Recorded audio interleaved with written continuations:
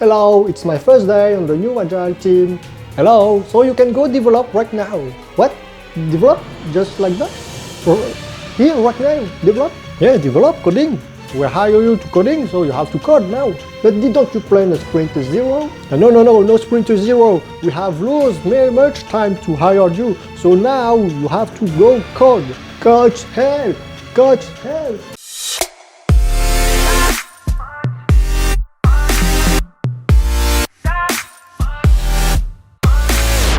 Hello everybody, T.Dy, I love consulting. So today I will explain you and show you what we're doing during the sprint zero. The sprint zero is a sprint planned by Agile Scrum team when they start a new project with a new team members or with a new technologies or a new purpose, new subject.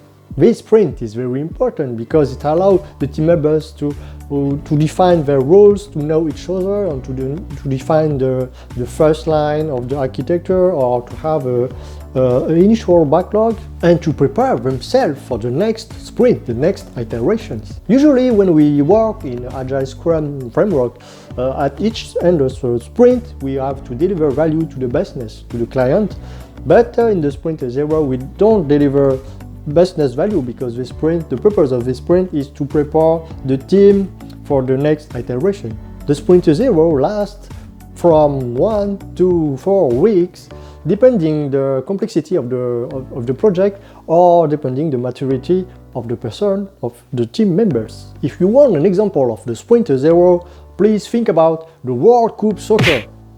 For the World Cup Soccer, each country gather and hire the best soccer players of his country to build his team. For example, for the French team, they gather all the best players of the France and they build the French team. But they don't perform the hiring few days before the World Cup Soccer, right? They perform this hiring 1 year before, or perhaps several months before, to build this team, because each member of this team is very good, you know, but they don't know how to play together, how to make the team, how to perform together.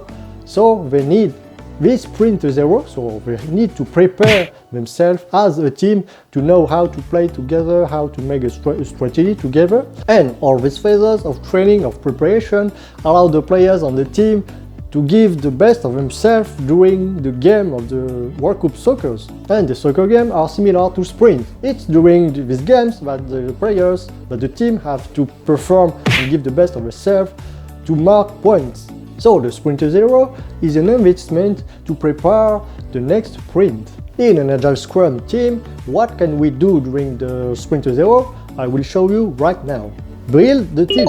Build the team means that each team members have to know each other and sort all the skills inside the team to decide, for example, who is expert on this field and who is expert on this other field. And we have also to define their identity, so their name, the name of the team, and also we have to define their own rules inside the team. Share the vision of the project, so the product owner have to share the vision of the product, so that means that he have to make understand his team members why they are here to develop, to code, for what purpose, for who is the client, and who are the stakeholders too. It's very important because the team members must understand why they work for. If they understand why and for who they work for, they can bring some ideas, some innovative ideas. The architecture.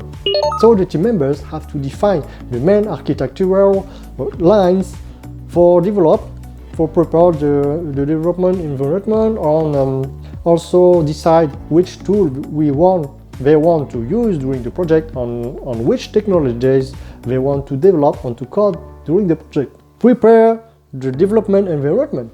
So for the next sprint, the team can focus only on the functional issues of the code instead of thinking about the technical problems about the environment. Some practices of extreme programming can also be defined during the sprint, such as T.Dy or continuous integration. They must be defined during the sprint zero. build the first version of the backlog. So the product owner with the team members, the developer, have to work together to split the user story and to prioritize them and to estimate them for preparing the first sprint, the sprint 1. If needed, but it's not mandatory, you can perform a demonstration at the end of the sprint 0. For example, you can show to your attendees that you had set up T.Dy on continuous integration, on perform one demonstration with one test to show that it works, that your architecture works, and you can also show the first version of your backlog to your stakeholders. The time of the sprint 0 is decided by the team. The team will feel if they want more time, or if they need more time to prepare more to deliver to the next sprint, or they can also feel that they're okay, they're fine, and they are ready to deliver values for the next sprint. This is the end of this video. I hope you like this. If it's the case, you can put some like or subscribe to my channel by clicking on my logo right here. Put some comments and share this video, this channel, to your friends and your family, your colleagues. So I see you later. Bye bye.